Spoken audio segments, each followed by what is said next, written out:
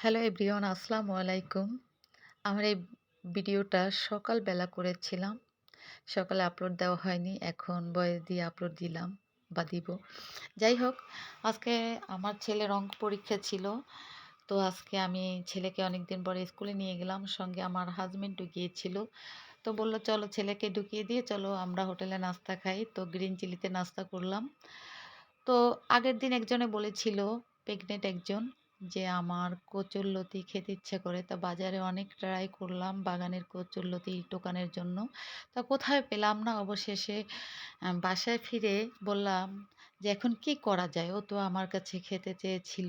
তো হাসব্যান্ড বলল, "চলো আমরা বাগান বাজারের ওইদিকে যাই। খালের পাড়ে হয়তো ২-১ টা পেলেও পেতে পারো।" বেশি দরকার ছিল না, অল্প কয়েকটা দরকার ছিল। তো যে কাজ যে কথা সেই কাজ। আমি আবার কেউ কিছু বললে ঝাঁপিয়ে পড়তে একটু দ্বিধাবোধ করি না। ওই যে আগের সেই স্বভাব রয়ে গেছে।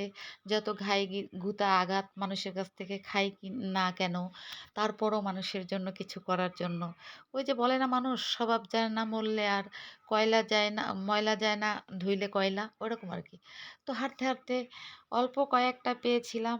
তো জামাই বলল, "চলো চা বাগানের ভিতরে যাই।" আমি বললাম, "না, বড়, বড় জোক আছে। আমি জোক আবার অনেক ভয় পাই।"